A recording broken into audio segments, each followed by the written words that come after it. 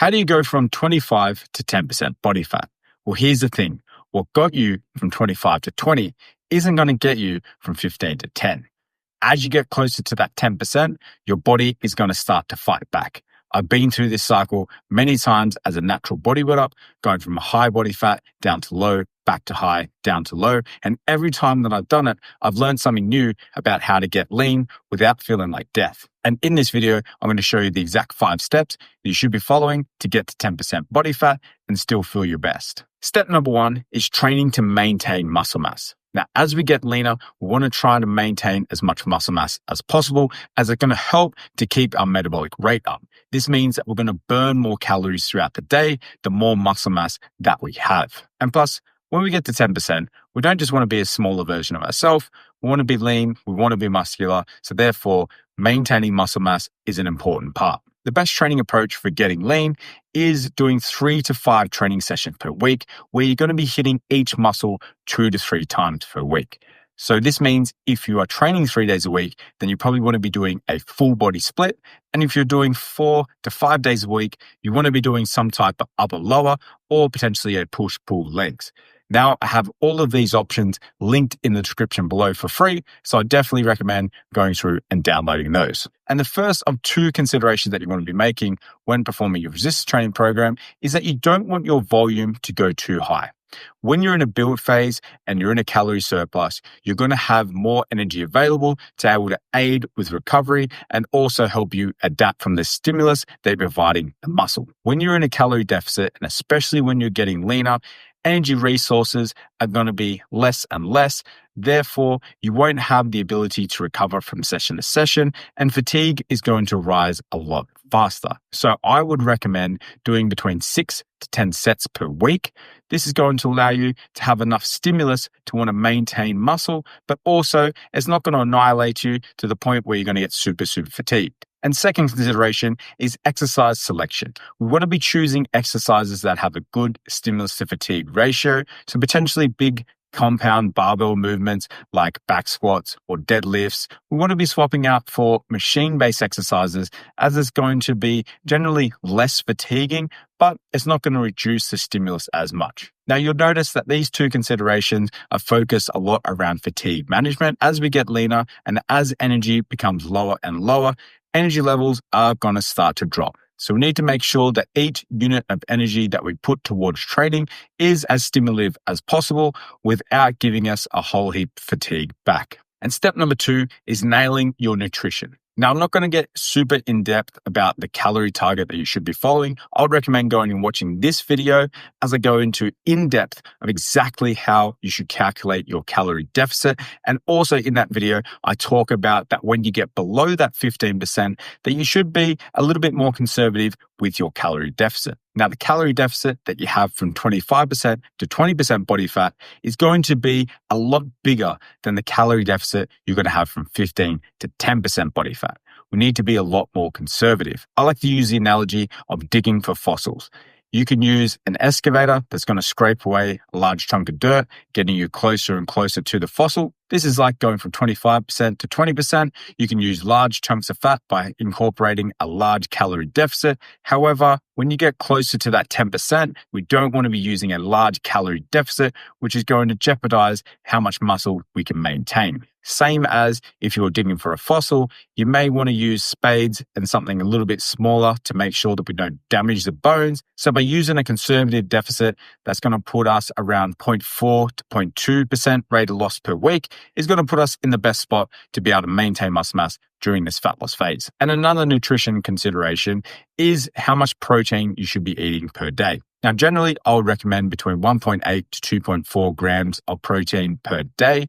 As you get leaner, there is a little bit of evidence to support that you may want to go with a little bit of a higher protein intake. For this very reason, I would suggest between 2 to even 2.7 grams per kilo of body weight. The main reason for this being is that muscle protein synthesis starts to down-regulate as energy availability becomes lower and lower. So therefore, we want to try and max out this as much as possible by potentially adding a little bit more protein to the diet, which is only really going to make us feel more satiated anyway. So it's kind of a win-win if you are someone who's looking to get closer to that 10% body fat. And second nutrition consideration is carbs to fat ratio. With energy availability getting a lot lower and the risk of losing muscle mass being a lot higher, we probably want to go with a bit of a higher carbohydrate diet to support training performance.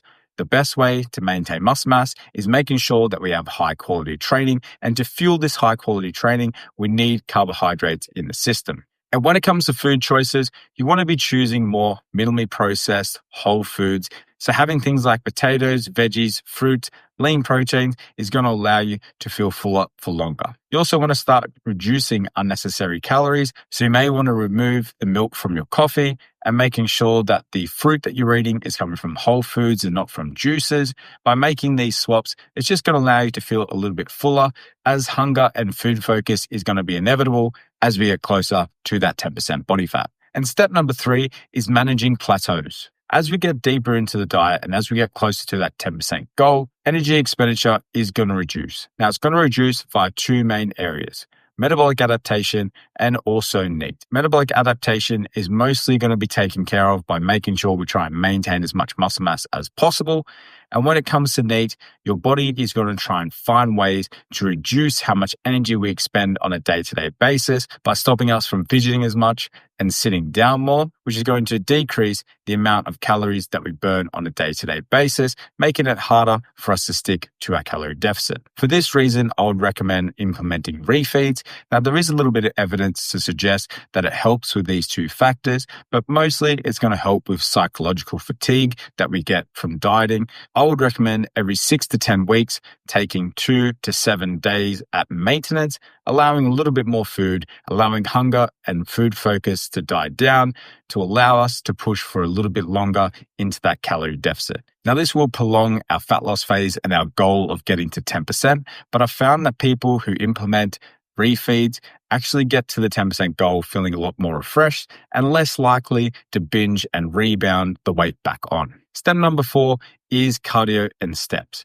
And when it comes to cardio and getting leaner, I generally recommend doing cardio as long as it doesn't influence your ability to have high quality resistance training sessions. During prep, I actually don't do any cardio because all the energy that I expend, I want to make sure that I'm putting it towards having high quality resistance training sessions, as that's going to allow me to maintain as much muscle mass as possible. So for this very reason, I focus more on steps as I find it to be a little bit less fatiguing, allowing me to put more energy towards my resistance training sessions. Now, if you're someone who's getting less than 7,000 steps per day, I would recommend getting up above 7,000 steps. And if you're already above 7,000 steps, I'll potentially think about increasing that by around 3,000. As long as it doesn't put you over 15,000, which I've found for a lot of people generally is where they start to influence their resistance training sessions because the energy output of the day is just a little bit too high. So if your weight has plateaued, I would recommend either increasing steps or reduce the amount of calories that you eat rather than going for extra cardio sessions. Now, if you're someone who is super sedentary and super busy and just doesn't have time to get that many steps in, then you can definitely increase the amount of cardio that you are doing, but just make sure that it isn't influencing your resistance training sessions. And step number 5, and probably one of the toughest, is the psychological factors. Understanding that you are going to be hungry and you are going to be lacking energy during this period, but remembering that it's only temporary. And when it comes to hunger, try not to avoid it, as generally people who find ways and find hacks to try and avoid hunger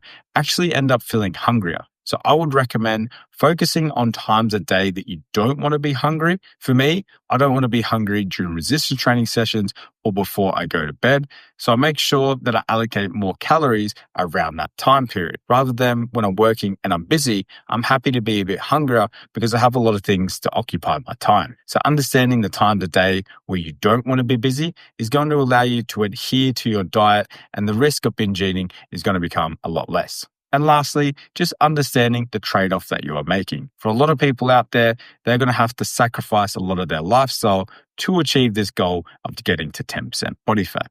So there's nothing wrong with getting the 13 or 14%, being happy with what you're seeing in the mirror, and realizing you don't want to trade that extra diet fatigue, food focus, and sacrifice a lot of things in your lifestyle to be able to achieve that extra 3-4%. Everyone's different. Some people are going to feel more comfortable above 15%. Some people are going to feel more comfortable towards that 10%. So I hope this video has helped, guys. As always, do those good things. Like, subscribe, leave a comment in the comment section below. I have all my links linked in the description. The 21-step guide to fat loss, the fat loss checklist, and if you want to work one-to-one with myself, that link is also in the description below. And if you want to know exactly how many calories you should be eating per day, I'll be checking out this video here. And until next time, talk soon.